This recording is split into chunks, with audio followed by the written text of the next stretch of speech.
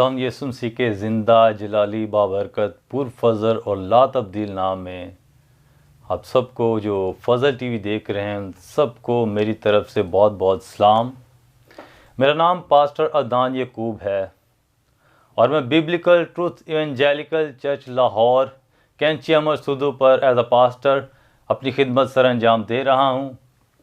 मैं पास्टर इमरान फजल का, सिस्टर मैविश का और फजल टीवी की सारी टीम का बेहद शुक्रगुजार हूँ क्या जिन्होंने मुझे ये मौका दिया है कि इस प्लेटफॉर्म से खुदा के कलाम को जहाँ तक ये ट्रांसमिशन जा रही है वहाँ तक खुदा के कलाम को मैं शेयर कर सकूँ, ताकि ये कलाम की पुरफजल बातें सब सुने, अपनी ज़िंदगी में लें और ये भी खुदा के जलाल में, खुदा के इरफान में बढ़ते जाएं और इनकी ज़िंदगी में खुदा बहुत से मौजज़ात करे, बहुत से काम करे। आइए मेरे साथ खुदावंद के पाक कलाम में से निकालिए। आज अपनी नसीहत और रहनुमाई के लिए खुदावंद के पाक कलाम में से देखेंगे। खुदा का कलाम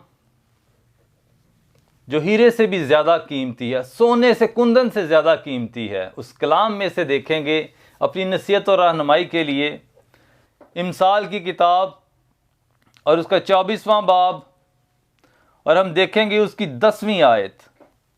कलाम हक में कुछ इस तरह मरकूम है, अगर तुम मुसीबत के दिन बेदिल हो जाए तो तेरी ताकत बहुत कम है।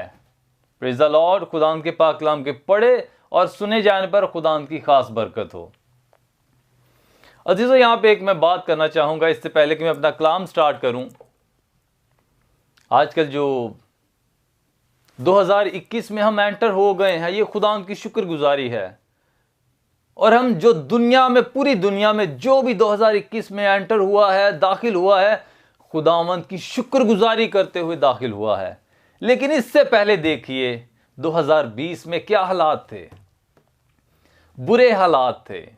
कोरोना की वबा, एक गंदी वबा फैल गई थी, एक ऐसी वबा फैल गई थी जिससे दुनिया दरम भरम हो गई थी। बीमारियां ही बीमारियां, लोग परेशान हाल थे। फैक्ट्रियों से लोगों को फायर कर दिया गया था, सरकारी नौकरियों से लोगों को फायर कर दिया गया था।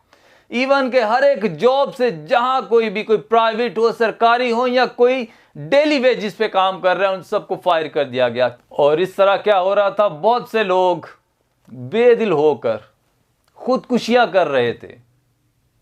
बहुत से बेदिल हो गए थे कि हमारा क्या बनेगा, हम कुछ नहीं कर पा रहे। खाने को कुछ नहीं था लोगों के पास। उनके घराने जो भूखों मर रहे थे, उन्हें देख नहीं सक रहे थे। उनके दिल में पता नहीं क्या वसवसे आ रहे थे कि हम क्या करें, अब अपने इन बाल बच्चों का, अपने घराने का कैसे पेट पालें।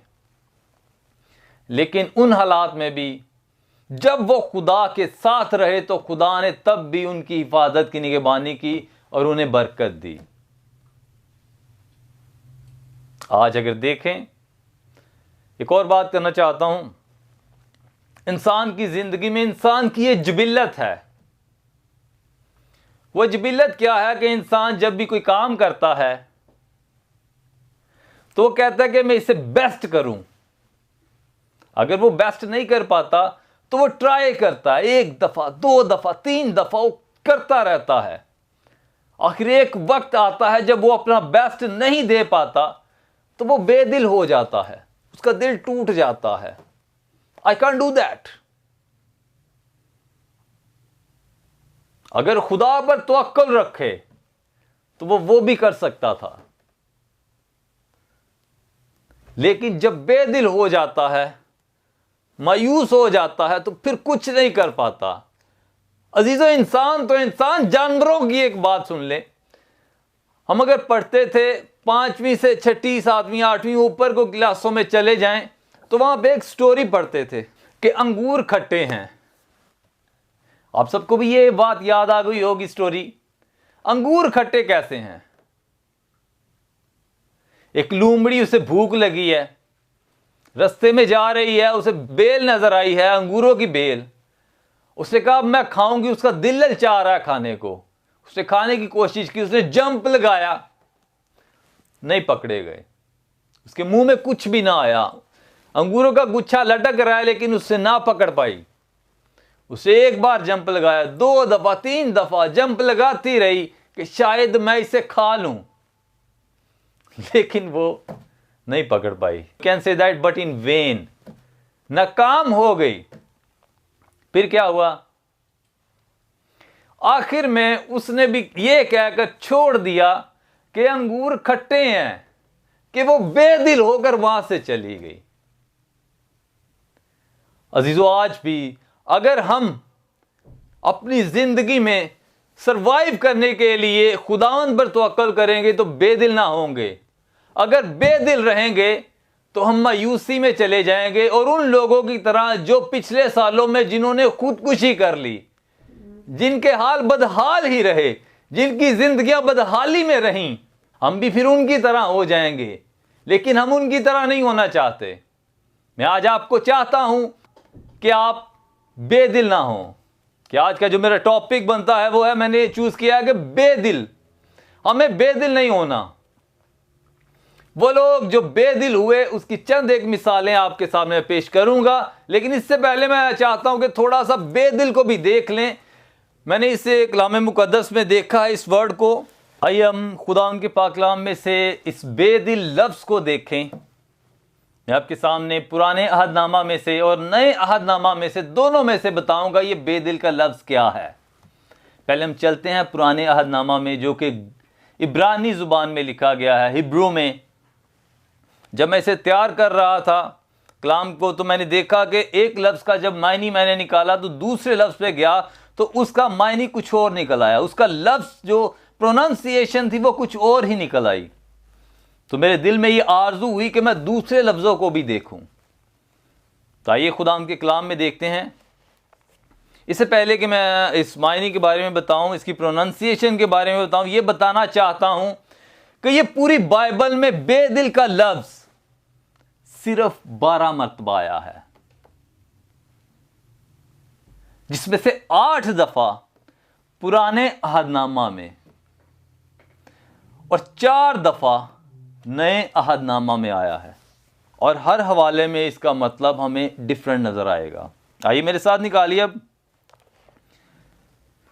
हम गिनती की किताब उसका 32वां बाब और उसकी 9वीं आयत देखते हैं। लिखा है, क्योंकि जब वो वादी इसकाल में पहुंचे और उस मुल्क को देखा तो उन्होंने बनी इस्राएल को बेदिल कर दिया। ये बेदिल का जो लफ्ज है गिनती की किताब में, इसकी प्रोनाउंसिएशन इब्रानी में देखे तो ये आया है नू। नू का मतलब यहां पे लिखा हुआ है कि फॉरबिड, यानी कि मना करना, ममानत की गई है, रोका गया है। उसे क्या किया गया है, उसकी मज़ाहमत की गई है, अंदर जाने से रोका है। और इंग्लिश में देखें तो इसे डिस्करेज कहा गया है, दिल तोड़ देना, बेदिल कर देना। ये मुख्तलिफ अल्फाज के मायनी हैं इनके। इसके बाद हम देखते हैं अय्यूब उसके 4 बाब और 5वीं आयत। मेरे साथ निकालिए अय्यूब की किताब 4 बाब 5वीं आयत। लिखा है, पर अब तो तुझी पर आ पड़ी और तू बेदिल हुआ जाता है, उसने तुझे छुआ और तू घबरा उठा। यहां पर भी जो बेदिल का लफ्ज है उसको देखें, इब्रानी में इसे कहते हैं लाह। लाह, जिसे इंग्लिश में कहेंगे वियरी, और उर्दू में इनके मायने निकलते हैं परेशान करना, तंग करना या नाक में दम कर देना। इसके अलावा फिर मैं मेरे अंदर एक जुस्तजू बढ़ी कि मैं और आगे देखूं अल्फाजों को, लफ्जों को।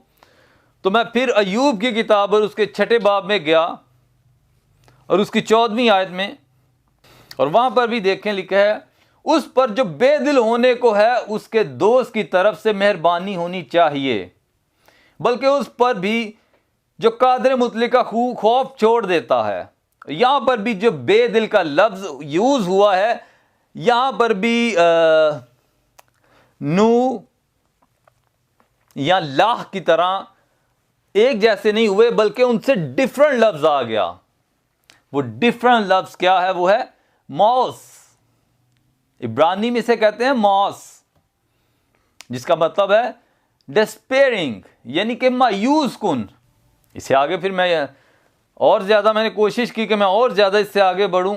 ज़्यादा लफ्ज़ तो नहीं थे क्योंकि 12 अल्फाज थे, लेकिन जैसे जैसे मैं आगे आगे अल्फाज देख रहा था तो मुझे अच्छा लगना शुरू हो गया कि हर एक का प्रोनाउंसिएशन अलग है। मायनी में जाके देखे तो मायनी मायूसी के ही आ रहे हैं, दिल टूटने के आ रहे हैं। मज़ा आता था, दिल कर रहा था कि मैं और उसमें आगे बढ़ता जाऊं, जुस्तजू मेरी बढ़ती जाती थी। इस्तिस्ना की किताब में मैंने देखा 31वां बाब और 8वीं आयत, और खुदावंद ही तेरे आगे आगे चलेगा, वो तेरे साथ रहेगा, वो तुझसे ना दस्तबरदार होगा ना तुझे छोड़ेगा, सो तू खौफ ना कर और बेदिल ना हो। यहां पर भी जो बेदिल का जो लफ्ज आया है वो बहुत ही खूबसूरत लगा मुझे। खोतात, खोतात के मायनी जो मैंने देखे वो भी वही थे कि मायूस करने वाले, बेदिल होना, हिम्मत हारना, डिसमेड, इंग्लिश में कहेंगे डिसमेड। और फिर मैंने यशवा पहला बाब और 9वीं आयत में भी जब इसे देखा तो ये सेम ही नजर आया मुझे। खोतात, मायूस होना, बेदिल होना, हिम्मत हार देना। जैसे लोग काम करते हैं, अगर नहीं होता तो वो हिम्मत हार देते हैं, तो ये उनके लिए अल्फाज इस्तेमाल हुए। लेकिन हमें ऐसा नहीं करना, हमें बेदिल होना ही नहीं है, क्योंकि हम मसीह यस्सु के मानने वाले हैं। जो मसीह यस्सु के मानने वाले होते हैं वह कभी बेदिल नहीं होते। पुराने नामा का आखिरी हवाला मैं आपके साथ पढ़ना चाहूंगा। इमसाल 24:10 में जो आया है, फिर से चाहता हूं मैं पढ़ूं आपके साथ। इमसाल 24:10, अगर तू मुसीबत के दिन बेदिल हो जाए तो तेरी ताकत बहुत कम है। यहां पर जो बेदिल है वो है रोफो, रोफो, जिसका मतलब है फेल, नाकाम हो जाना, डूब जाना, बेदिल हो जाना। आइए अब खुदा उनके पाक कलाम में, क्योंकि खुदा का कलाम पुराना अहदनामा और नया अहदनामा दोनों मिलकर बना है, तो नया अहदनामा में इसे देखते हैं। नया अहदनामा में क्या लिखा है? गलतियों का खत उसका 6वां बाब और 9वीं आयत, हम नेक काम करने में हिम्मत ना हारें, क्योंकि अगर बेदिल ना होंगे तो ऐन वक्त पर काटेंगे। पौलुस रसूल गलतियों को कलीसिया को लिख रहा है कि बेदिल ना हो। हमें पौलुस रसूल की इन बातों को जिंदगी में लेना है, क्योंकि पौलुस मसीह का सच्चा पैरोकार था, मानने वाला था, मसीह की खातिर जान देने के लिए तैयार हो गया था। वही जो जान लेने पर तुला हुआ था अब जान देने के लिए तैयार हुआ है। अब वो सबको कह रहा है हिम्मत नहीं हारनी, अगर हिम्मत ना हारेंगे तो वक्त पर काटेंगे। हालेलुया। अगर आगे चलें तो इसके जो मायनी, इसको जो कहा गया है ग्रीक में वो है इक्लुओ। इक्लुओ के मायने है कमजोर होना, नाकाम होना, हारना या छोड़ देना, खत्म कर देना। बेदिल इंसान हो जाता, छोड़ देता, हार जाता, ये मुझसे नहीं होगा, आई कांट डू दैट। कुलुस्सियों 3 बाब और उसकी 21वें आयत में देखते हैं, बहुत ही खूबसूरत वर्स है। पौलुस ने कहा है, ए औलाद वालों, अपने फर्जंदों को दिक ना करो ताकि वो बेदिल ना हो जाएं। औलाद वालों, अपनी फर्जंदों को दिक ना करो, परेशान ना करो, वो बेदिल ना हो जाएं। खुदा के कलाम को, इन आयात को अपनी जिंदगी में उतारना है। जो पौलुस कहता है, जो खुदा का कलाम कहता है, वो अपनी जिंदगी में उतारें, फिर आप बाबरकत होंगे। और यहां पर जो वर्ड यूज हुआ है वो है एथुमिहो, एथुमिहो, इसके मायने है बेदिल होना, रूह में टूट जाना, मायूस हो जाना। और इसके अलावा और भी जो हवाले हैं मैंने उनको देखा था, बगौर मताला किया था, तो वो भी तकरीबन सेम थे, लेकिन जो डिफरेंट मुझे लगे वो मैंने आपके साथ शेयर किए।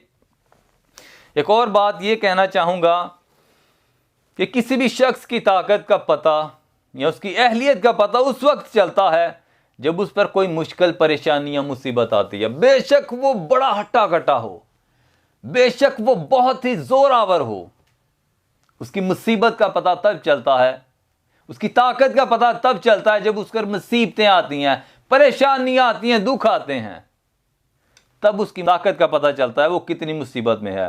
कि बेदिल होता है कि नहीं, अगर वो बेदिल हो गया तो वो इतना उसका इतना जिस्म रखना, इतना बहुत भारी भारी भरकम होना या बड़े बड़े दावे करना, वो इनफेन है, फायदेमंद नहीं है। लेकिन अगर एक कमजोर सा शख्स है, बेदिल नहीं होने वाला, तो वो क्या है? वो बहुत जोरावर है, स्पिरिट में बहुत जोरावर है। बेशक कमजोर है, मेरी तरह हो, कमजोर हो, लेकिन स्पिरिट में क्या है? वो जोरावर है, पौलुस की तरह। हालेलुया। हम देखते हैं यशवा की मिसाल को, मेरे साथ निकालिए यशवा पहला बाब और नामी आयत। खुदा ने यशवा से कहा, सो मजबूत हो जा और हौसला रख, खौफ ना खा और बेदिल ना हो, क्योंकि खुदावंद तेरा खुदा जहां जहां तू जाएगा तेरे साथ रहेगा। ये उस वक्त की बात है जब मूसा जो खुदा के साथ चलता था, जो मर्द खुदा, जब उसकी वफात हुई तो खुदा ने फिर यशवा को चुन लिया, क्योंकि यशवा उसके साथ रहता था, मूसा के साथ।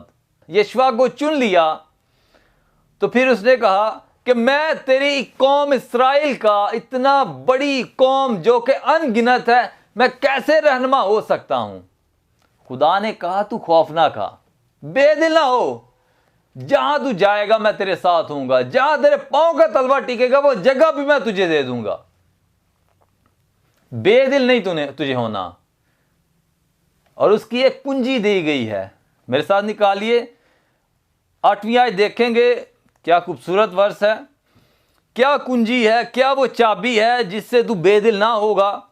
कि शरीयत की ये किताब तेरे मुंह से ना हटे, बल्कि तुझे दिन और रात इसी का ध्यान हो, ताकि जो कुछ इसमें लिखा है इस सब पर तू एहतियात करके अमल कर सके, क्योंकि तब ही तुझे कमालबंदी की राह नसीब होगी और तू खूब कामयाब होगा।